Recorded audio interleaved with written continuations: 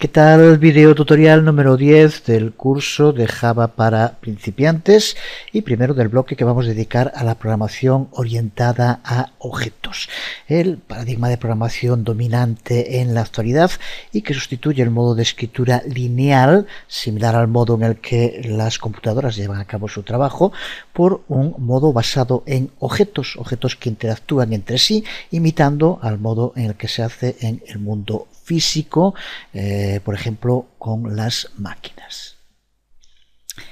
Java es un lenguaje de los denominados totalmente orientado a objetos. Por eso, como ya llevamos haciendo desde principios del curso, aunque no hiciéramos referencia a ello, todo programa Java está se construye a partir de clases y objetos.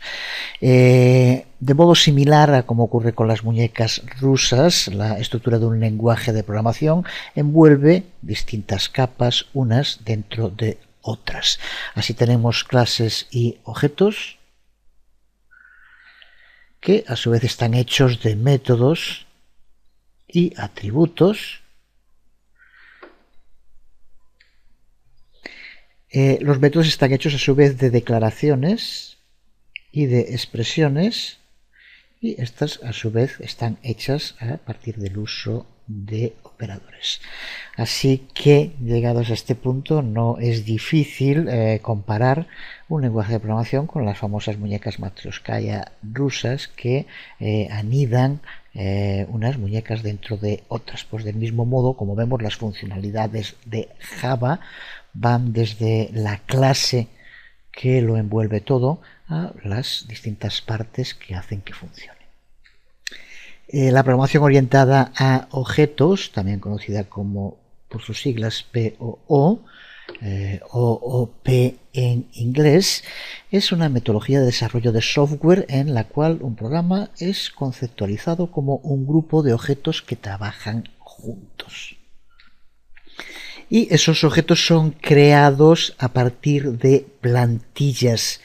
Las plantillas que se conocen como clases, y es en esas plantillas, en esas clases, donde se contienen los datos y las declaraciones requeridas para poder usar esos datos.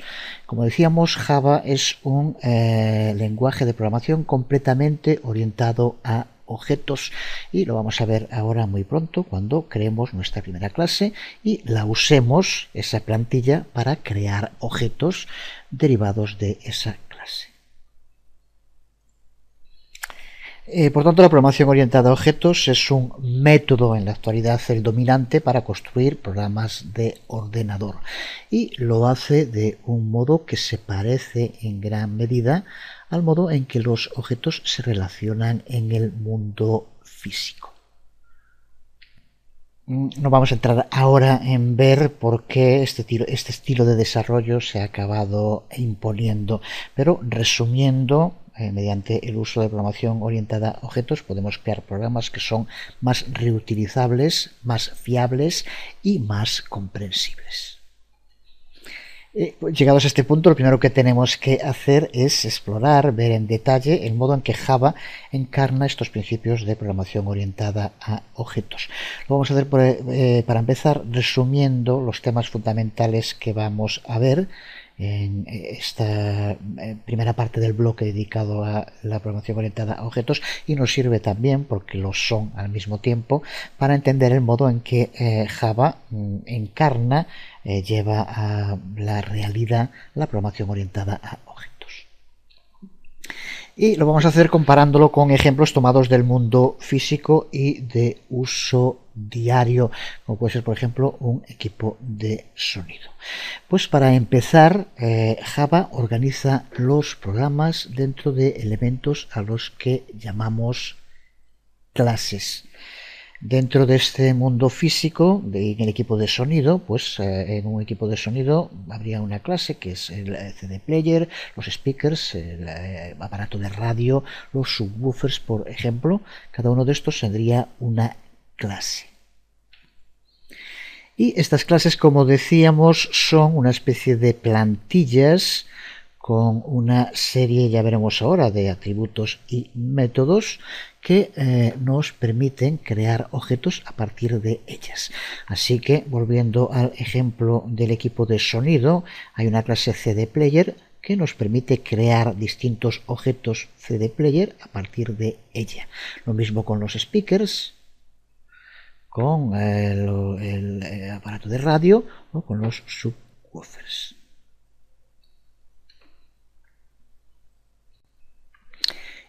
Cuando definimos cómo va a ser una clase, lo hacemos centrándonos o basándonos fundamentalmente en dos aspectos de su estructura. Uno de ellos es cómo va a comportarse, qué acciones va a poder llevar a cabo. Aquí podríamos poner un ejemplo de las acciones que lleva a cabo un jugador de rugby.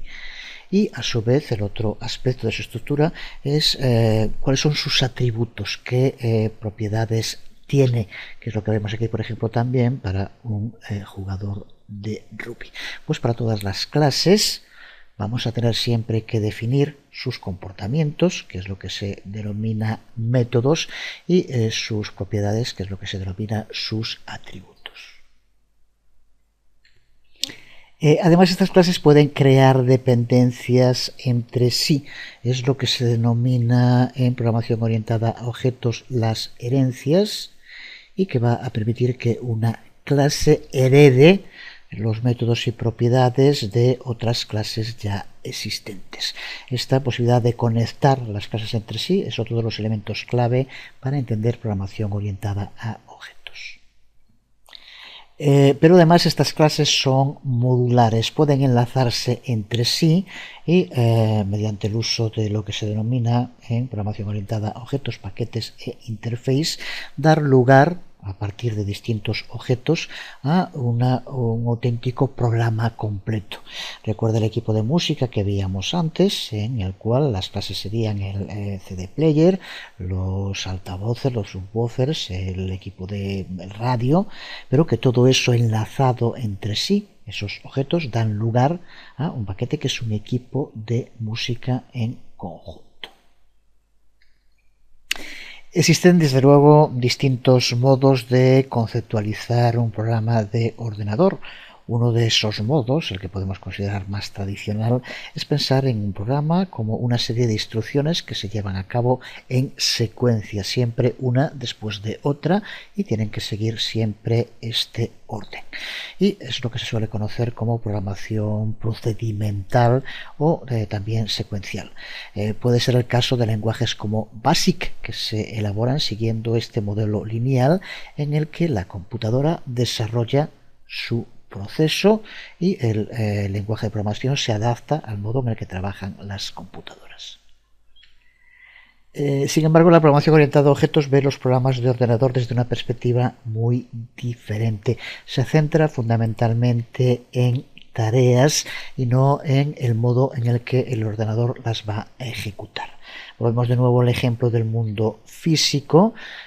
Para tener un equipo de sonido, un equipo de música, que sería el programa, lo logramos mediante el uso de distintos objetos que realizan tareas concretas. Uno reproduce, otro para determinados sonidos, los altavoces, otro para que se escuche la radio, otro para los sonidos de los bajos, y todo eso enlazado, combinado en conjunto, es lo que da lugar a la aparición de un equipo de música completo.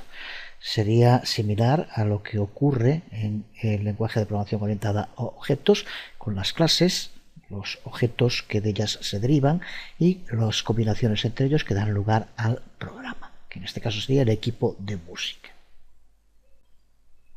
Por tanto, en la programación orientada a objetos, cuando hablamos de un programa de ordenador, nos estamos refiriendo a un conjunto de objetos, como los que aquí podemos ver, que trabajan juntos para llevar a cabo una tarea final, que sería la que tenemos aquí en el equipo de música. Pero cada uno de estos objetos es una parte separada del programa, partes separadas que posteriormente interactúan entre sí de modos muy específicos y altamente controlados y son los que dan lugar al producto final, al programa, pero sin dejar de lado, y es muy importante para entender la programación orientada a objetos, que estamos hablando de objetos modulares y totalmente encapsulados que pueden ser utilizados en distintos programas. Por eso utilizamos este ejemplo del mundo físico de diseño orientado a objetos, comparándolo con un equipo de música, un equipo estéreo. La mayoría de los sistemas se construyen a partir de un grupo de objetos diferentes como el que aquí vemos. Cada uno de esos objetos es lo que se denomina un componente. Los altavoces, el subwoofer para los bajos, la radio, el reproductor, etcétera. Estos componentes están diseñados para interactuar entre sí usando unos conectores de entrada y salida de tipo estándar. Así que aunque compráramos los altavoces, los subwoofers, la radio, el CD player de diferentes compañías, podemos posteriormente combinarlos para formar un sistema estéreo siempre que contemos con esos conectores estándar. Pues la programación orientada a objetos trabaja bajo el mismo principio. Podemos crear un programa combinando objetos que creemos nosotros con otros ya existentes, siempre que se puedan enlazar a través de modos estándar, que es lo que nos permite un lenguaje como Java. Cada objeto va a cumplir dentro del programa un papel, una función específica y en conjunto van a permitir que el programa funcione. Así que, por lo tanto, un objeto es un elemento independiente dentro de un programa de ordenador y que representa un grupo de características relacionadas entre sí y que está diseñado para cumplir tareas específicas. Hablamos de programación orientada a objetos y hacemos referencia a objetos, hacemos referencia a clases. ¿Qué diferencia existe? ¿Qué son las clases? ¿Qué son los objetos? Recuerda que estamos en un curso de Java de básicos para principiantes. Doy por supuesto que muchos ya lo tendréis claro, pero vamos a verlo. Porque, como decíamos, la programación orientada a objetos está modelada de la observación del mundo físico, en el que los objetos están hechos siempre a partir de muchos objetos más pequeños. Esa es una de las características fundamentales de la programación orientada a objetos, pero esta capacidad de combinar objetos es solo uno de los aspectos de la POO. Otra característica importante es el uso de clases. Y ya decíamos que cuando hablamos de una clase, hablamos de una plantilla para crear un objeto.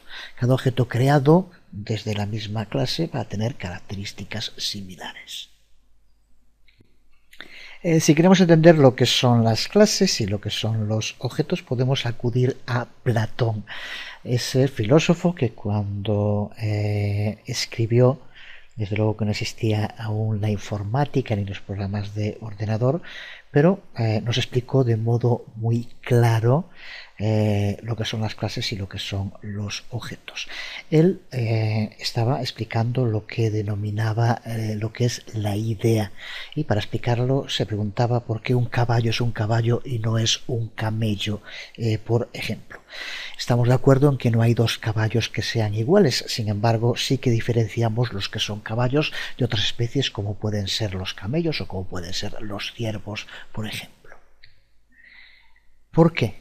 Pues porque todos los caballos, aunque sean diferentes entre sí, comparten una serie de características comunes que los identifican y los diferencian del resto de las especies.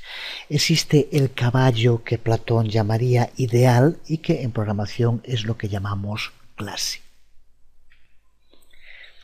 Y existen caballos que derivan de ese ideal, que es lo que en programación llamamos objetos. Estos serían objetos que derivan de una clase, que es la clase caballo. Así que aquí tenemos resumido esta relación entre lo que son las clases y lo que son los objetos en programación. Las clases encarnan o reúnen todas las características de un grupo particular de objetos. Aquí vemos, por ejemplo, como decíamos, esa clase caballo. Cuando escribimos un programa en un lenguaje orientado a objetos, no vamos a definir objetos individuales uno a uno, sino que lo que hacemos es definir clases y posteriormente le damos vida a esas clases creando objetos derivados de ellas. La ventaja de este sistema creo que está clara. Cada vez que necesitemos un caballo dentro de nuestro programa, acudimos a esa idea abstracta que ya contiene lo fundamental del caballo, lo hacemos real, hacemos que exista y después lo podemos personalizar, le podemos dar un color distinto, un tamaño, características diferentes, pero comparte eso en conjunto que no vamos a tener que estar elaborando cada vez para cada caballo que tengamos que utilizar. Veámoslo en otro ejemplo. Podemos crear una clase modem que va a describir todas las características comunes de los modems de ordenador. Características comunes que podemos aquí ver resumidas. Va a contar con algún tipo de conexión estándar con el ordenador, envía y recibe información y se conecta a través del teléfono. De este modo tenemos una clase modem que es como un modelo abstracto, como un ideal para el concepto de un modem. Pero para tener realmente algo concreto que podamos manipular en un programa, debemos usar esta clase modem para crear un objeto o objetos modem. El proceso de crear un objeto a partir de una clase se le llama en programación instanciación y esa es la razón por la cual a los objetos también podemos ver que se les llama instancias. Por tanto, una clase modem puede ser usada para crear muchos objetos modem diferentes y utilizarlos en un programa. Cada objeto o instancia que creemos derivado de esta clase modem tendrá las características comunes a todos los objetos instanciados de esta clase. Características que definimos en el momento en el que creamos la propia clase modem. Pero además cada uno de estos objetos puede tener características distintas como las que podemos ver en estos ejemplos que hemos puesto aquí. Pero incluso con estas diferencias, dos objetos modem siguen teniendo lo suficiente en común para ser reconocibles como objetos relacionados, miembros de una misma clase. Por tanto, cuando creamos un programa Java, lo que hacemos es diseñar y construir un conjunto de clases. Y cuando los programas se ejecuten, se crean instancias de esas clases a las que llamamos objetos. La tarea como programadores, en este caso programadores en Java, es crear el conjunto correcto de clases para lograr que el programa haga lo que tenga que hacer. Afortunadamente no tenemos que empezar desde cero. El lenguaje Java incluye miles de clases que implementan la mayoría de las funcionalidades que necesitamos. Estas clases son englobadas en lo que se llama la librería de clases Java, que se instala cuando se instala el JDK de Java. Clases que se agrupan según sus características, formando lo que se denominan paquetes. Ya hemos usado alguno en algún caso, pero desde luego a partir de ahora vamos a empezar a verlo más en detalle. Así que cuando estamos hablando de usar el lenguaje Java, realmente estamos hablando del uso de esta librería de clases y de algunos operadores y palabras clave que son reconocidos por el compilador de Java. Esta librería de clases manejan una cantidad enorme de tareas, funciones matemáticas, manejo de textos, gráficas, interacción entre usuarios, redes, etcétera, etcétera, etcétera. Trabajar con estas clases no es diferente a trabajar con clases que podemos también crear nosotros mismos.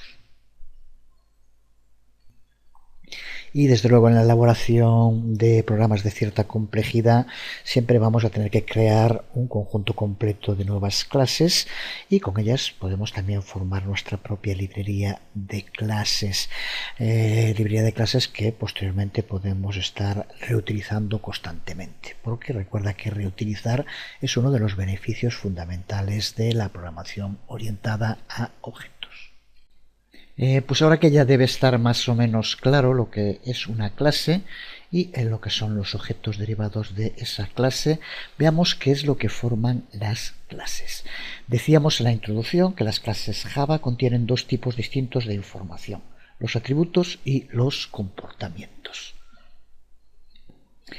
En unos momentos vamos a empezar un proyecto en el que veremos cómo crear una clase y cómo crear atributos y comportamientos dentro de esa clase.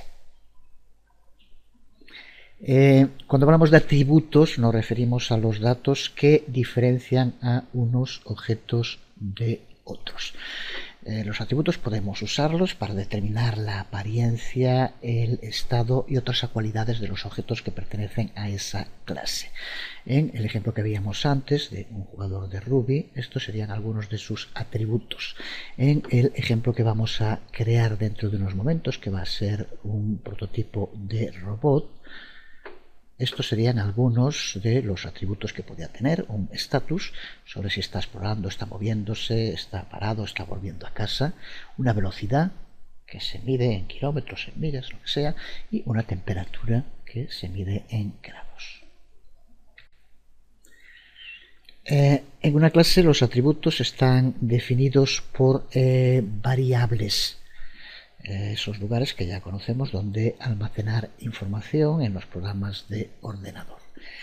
Puede haber dos tipos de variables para almacenar atributos distintos, son los que se conocen con los nombres de variables de instancia o de variables de clase.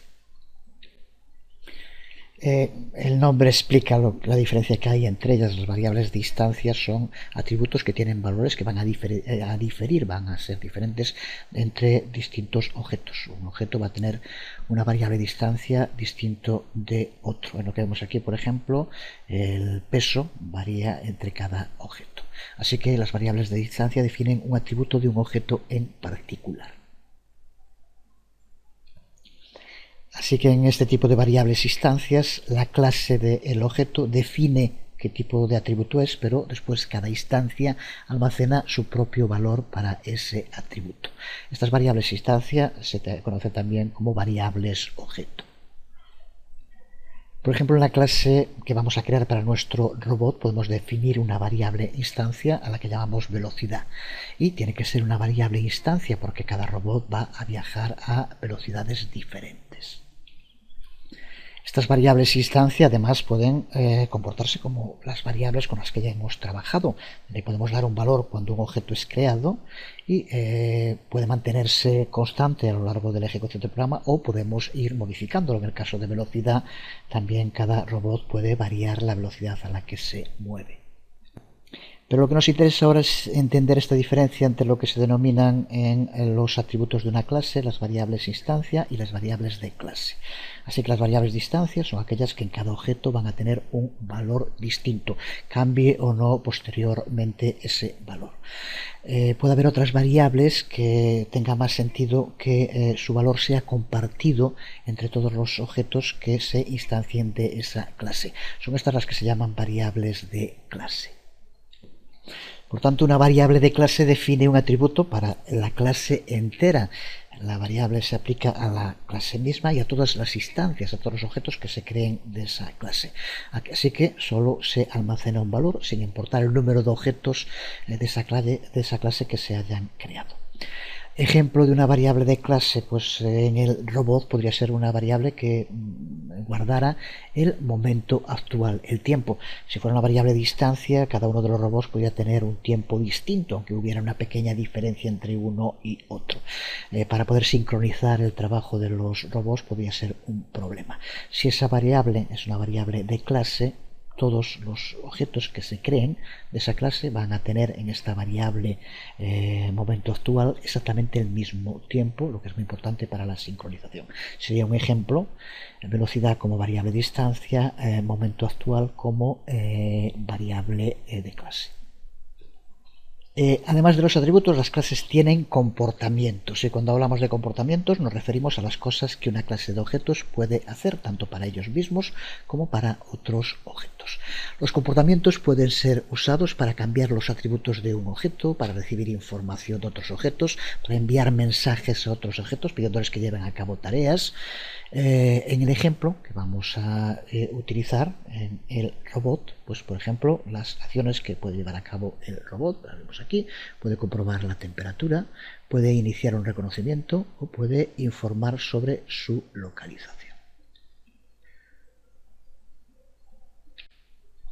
Los comportamientos de los objetos de una clase se implementan mediante el uso de métodos, y cuando hablamos de métodos hablamos de grupos de declaraciones relacionadas dentro de esa clase y que ejecutan, que llevan a cabo algún tipo de tarea específica. Y esas tareas puede ejecutarlas el mismo objeto o puede hacer que las ejecute otro objeto. Recuerda que esta posibilidad de enlazar los objetos entre sí es una de las claves para el lenguaje de programación orientada a objetos. Cuando hablamos de métodos, hablamos de algo similar a lo que se conoce como funciones o que se conoce como subrutinas en otros lenguajes de programación. Pero recuerda, porque es clave para la programación orientada a objetos, que los objetos se comunican entre sí mediante el uso de métodos. Una clase o un objeto puede llamar a métodos en otra clase o en otro objeto por muchas razones para llevar a cabo distintos tipos de tareas. Vemos aquí en el ejemplo, entre los robots, por ejemplo, cómo puede llevar a cabo distintas peticiones en los dos sentidos. Pueden informar de un cambio que se lleva a cabo dentro de un objeto, informar a los otros objetos de que ha cambiado. Puede decirle a otro objeto que cambie algo desde un objeto, pedirle a otro que cambie. O se le puede pedir también a otro objeto que lleve a cabo acciones, que haga algo. Así que, por lo tanto, este uso de los métodos para comunicarse entre objetos es una de las claves de la programación orientada a objetos. En el ejemplo concreto de los robots puede usarse métodos para que cada robot informe a los otros de su localización y evitar de ese modo que choquen entre ellos. Y en un determinado momento, cuando esté uno cerca de otro, uno de los robots puede decirle a otro que lleve a cabo una acción, que cambie su dirección, por ejemplo. Y también, para terminar con este apartado, antes de empezar con el proyecto, decir que, igual que veíamos hace un momento que hay variables de distancia y variables de clase, también hay métodos de distancia y métodos de clase. Los métodos de distancia son los que se conocen normalmente como métodos sin más, y son usados cuando estamos trabajando con un objeto concreto de la clase. Si un método hace un cambio en un objeto individual, tiene que ser un método de distancia, y los métodos de clase se aplican a la clase misma, por tanto a todos los objetos que se creen a partir de esa clase. Para ver clases, objetos, atributos y comportamientos en acción, vamos a crear una clase desde cero. Vamos a crear objetos de esa clase y trabajar con ellos mediante el uso de sus atributos y comportamientos. Con esto vamos a adentrarnos en la exploración de la programación orientada a objetos, aunque, como ya verás, recuerda que Java es un lenguaje completamente orientado a objetos. Es lo que llevamos haciendo ya desde el principio de curso. Así que, para empezar a crear una clase, abrimos NetBeans y creamos un nuevo archivo. Guarda ese archivo en el directorio en el que vayas guardando los programas del curso, por ejemplo. Así que creamos un nuevo archivo de tipo Java vacío y vamos a darle como nombre, por ejemplo, robot Dante, y aquí tenemos de momento nuestro archivo vacío. Y empezamos por declarar la clase, que es donde la definimos, le damos un nombre y ponemos las llaves de apertura y cierre, dentro de las cuales va a ir la clase. Esto es lo que, como decía, llevamos haciendo desde el principio del curso, donde siempre empezábamos con class, nombre de clase, como hacemos ahora aquí para la creación de nuestra primera clase. Nuestra clase va a estar formada, va a estar constituida por tres atributos que van a ser tres variables instancia y por dos comportamientos que van a ser dos métodos instancia. Así que para empezar creamos los atributos, que es crear variables, como ya hemos hecho también en tantas ocasiones a lo largo del curso. Aquí tenemos las tres variables instancia, que son los tres atributos de nuestra clase. Son las variables status, velocidad y temperatura, y cada una es usada para almacenar un tipo de información diferente, algo que también a estas alturas ya sabemos perfectamente. Status contiene un objeto string, que puede ser un grupo de letras, de números, signos de puntuación o cualquier otro carácter. Velocidad contiene un integer, un valor numérico entero, y temperatura contiene un float, un valor decimal. Como ya sabemos, los objetos string son creados a partir de la clase string, que forma parte de la librería de clases de Java y que podemos usar posteriormente en cualquier programa. Esto de nuevo también ya lo sabemos, nada nuevo. Si acaso señalaron, que también ya lo hemos hecho en otras ocasiones, que aquí vemos de nuevo cómo una clase puede usar objetos como variables instancia, que es lo que hacemos aquí con string status, por ejemplo. Podría ser cualquier otro objeto. Vamos ahora a crear nuestro primer comportamiento, nuestro primer método instancia dentro de la clase robot Dante. Y como vamos a ver, los métodos se definen de un modo muy similar a como hemos hecho para la clase. Empiezan con una declaración que le da un nombre al método, en este caso comprobar temperatura, y informa sobre el tipo de información que el método deberá almacenar. Y entre llaves tendremos que incluir las distintas declaraciones que se van a ejecutar cuando este método sea llamado desde cualquier objeto que pertenezca a la clase robot Dante. Veamos el contenido, que se organiza en torno a un condicional if, y como vemos va a utilizar las tres variables de instancia que hemos creado, los tres atributos. Lo que hace este método es comprobar si la variable instancia temperatura tiene un valor mayor a 660. Si es así, las otras dos variables instancia cambian. La variable status pasa a cambiar su texto a volviendo a casa, y la velocidad, como vemos, pasa a 5, que en teoría debe ser la mayor velocidad. Recuerda que esto es una simulación de un robot de la NASA para estudiar volcanes, y por lo tanto tiene que comprobar en cada momento la temperatura para, si es muy elevada, rápidamente poder retirarse y que no provoque daños o deterioro en el robot. Por eso es uno de los métodos clave comprobar la temperatura, y en caso de que la temperatura supere un determinado valor, en ese momento que el robot salga, vuelva a casa y lo más rápido posible. Por eso lo que sería para moverse lo ponemos aquí simplemente como un string, y la velocidad lo más rápido posible. Y creamos un segundo método de instancia, al que vamos a llamar mostrar atributos, también muy sencillo. Las declaraciones usadas ya 1000 veces, simplemente llamamos a sistema o println para que muestre los valores de las tres variables instancia y algún texto explicando lo que representa cada valor. Pues con esto tenemos creada Esta es la primera clase con 3 atributos y 2 métodos. 3 variables instancia y 2 métodos instancia, que recuerda también se conocen como comportamientos. Vamos a guardar el archivo y vamos a salvarlo. Veamos ahora cómo ejecutar el programa, porque incluso aunque hayamos compilado la clase robot Dante de modo correcto y sea por tanto funcional, de momento no podemos hacer nada con esto.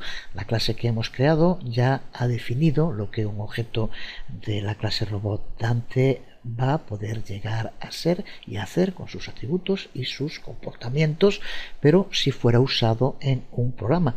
Hasta ahora no hemos creado ninguno de esos objetos y recuerda que la clase es un ente abstracto que hay que materializar, hay que instanciar a través de los objetos. Pues contamos con dos modos para hacer que esta clase, el robot Dante, se materialice, se instancie. El primero es crear un programa Java separado que use esta clase robot Dante que acabamos de crear y que es lo que vamos a hacer. Pero hay un segundo modo que, por cierto, es el que llevamos usando desde el principio de curso y consiste en usar un método especial de clase que es el método main, al que tienes que estar habituado porque prácticamente todas las aplicaciones que hemos creado hasta ahora siempre aparecen. Lo vemos en algún ejemplo de código usado en anteriores videotutoriales. Aquí es donde estamos creando la clase y posteriormente cómo usamos este método main que aquí vemos. Este método lo que nos permite es que la clase sea ejecutada como una aplicación, así que mediante el uso del método main vamos a poder crear objetos, en este caso de robot Dante, dentro del método main y ejecutarlos. Pero por tanto, vamos diciendo que Java es un lenguaje de programación totalmente orientado a objetos, por tanto, como vemos en todos los casos, hay que crear una clase para poder ejecutarlo. Este método main nos permite que la clase se convierta en una aplicación y hay que incluir posteriormente atributos y métodos dentro de este método especial main. Pero este ya lo hemos usado, vamos a ver cómo hacerlo creando un programa Java separado que después use esa clase robot Dante. Vamos entonces a crear ahora la aplicación dentro de la cual crearemos objetos de la clase Dante Robot. Antes de llevar a cabo la creación tanto de la clase como de esta aplicación, en el propio video tutorial ya las tenía creadas, por eso creo que antes hacía referencia a la clase robot Dante, Dante Robot, da igual, vamos a usar la llamada Dante Robot, el contenido es exactamente el mismo, solo que creo que antes hacía referencia a el otro ejemplo que tenía creado antes. Vamos entonces ahora a crear la aplicación a la que llamamos, como vemos aquí, aplicación robot, y como siempre en un lenguaje totalmente orientado a objetos empezamos creando una clase que se llama igual que el archivo, la clase aplicación robot. A continuación, en la línea 2 vamos a crear y llamar al método main. De nuevo, algo ya visto en tantas y tantas ocasiones. El método main siempre toma este formato. De momento, lo que queremos destacar aquí es el uso de esta palabra clave static, porque hace referencia a algo lo que hablábamos en este video tutorial. Utilizando la palabra clave static estamos indicando que el método es un método de clase, por tanto que es compartido por todos los objetos dentro de esta aplicación a la que hemos llamado aplicación robot. Y ahora entre las llaves de apertura y cierre de main es donde podemos usar los distintos atributos, llamar a métodos y demás. Y ahora dentro del método main es donde vamos a crear en la primera línea del método, en la línea 3, entre las llaves vamos a crear un nuevo objeto de la clase Dante Robot. Por lo tanto vamos a utilizar la clase como plantilla para instanciar, para crear un nuevo objeto de esa clase, con el código que aquí vemos. El tipo de contenido es de la clase Dante Robot, el nombre que le damos Dante y ahora utilizamos la palabra clave new para instanciar un nuevo objeto de la clase Dante Robot. Aquí tenemos el modo en el cual creamos nuestro primer objeto a partir de la plantilla de la clase Dante Robot. Hecho esto, ya podemos acceder a los atributos, a las variables y a los comportamientos, a los métodos que se encuentran en esa clase. Y para empezar, lo primero que vamos a hacer es darle valores a los tres atributos que, si recuerdas, creamos en la clase. Aquí lo tenemos con el nombre que le hemos dado al objeto y el nombre del atributo. Ya le podemos dar un valor. Dante status, un string, recuerda, explorando, Dante velocidad 2, por ejemplo, y Dante temperatura 510. Para poder utilizar los atributos y los comportamientos, los métodos de una clase desde un objeto, nombre del objeto, que recuerda que se lo hemos dado aquí, sintaxis de punto y posteriormente el atributo, en este caso, que queremos utilizar. Para el método exactamente lo mismo. Vamos a llamar a uno de los métodos que creamos en la clase y ponemos nombre del objeto, nombre del método, así estamos llamando a Dante mostrar atributos. Esto hará que se ejecute y que por lo tanto nos muestre en pantalla los valores que tengan status, velocidad y temperatura. A continuación vamos a ir modificando los valores que tienen los atributos y mostrando en pantalla lo que estamos haciendo con un mensaje utilizando system.out.println. Lo vemos aquí para empezar. Indicamos vamos a incrementar la velocidad a 3 y a continuación Dante velocidad igual a 3. A continuación volvemos a llamar al método mostrar atributos para ver el cambio que se ha producido y ahora tiene que aparecernos la velocidad con el nuevo valor que le hemos dado. A continuación repetimos todo este proceso para la temperatura. Ponemos aquí un println para mostrar cambiando temperatura, le damos un nuevo valor a la temperatura y mostramos los atributos. Pero ahora recuerda que el nuevo valor que le damos a la temperatura está por encima del que marcamos en el método comprobar temperatura. Así que si ahora llamamos a ese método, el segundo método que creamos en la clase Dante Robot, de nuevo primero un string comprobando la temperatura y llamamos al método con Dante comprobar temperatura. Recuerda que habíamos puesto un límite en 660, ahora al ser 670 se va a ejecutar comprobar temperatura y por tanto va a cambiar los valores, lo que podemos comprobar de nuevo llamando al otro método Dante mostrar atributos.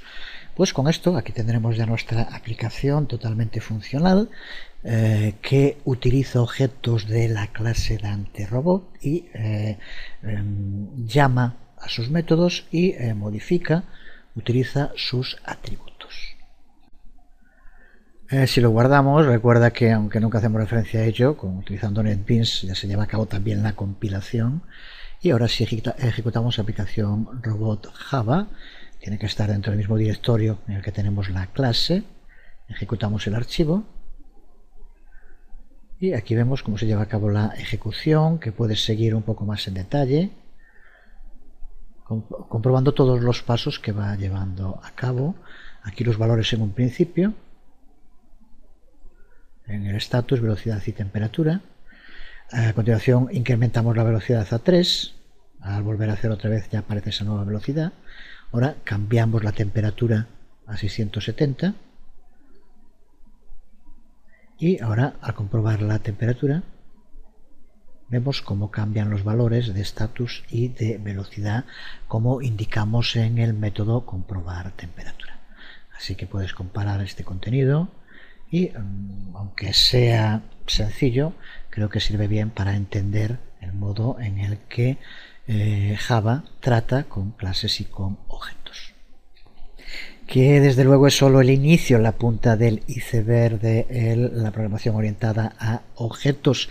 Veremos en el próximo vídeo tutorial otros de los elementos clave en este paradigma de programación, que son las herencias, los paquetes y las interfaces. face, que juegan un papel clave en Java. Será en el próximo vídeo tutorial. Creo que con esta introducción debe quedar una idea ya clara de lo que son las clases, los objetos, los atributos y los comportamientos, o las variables y los métodos. Así que por hoy nada más, nos quedamos aquí. Os habló Jesús Conde, nos vemos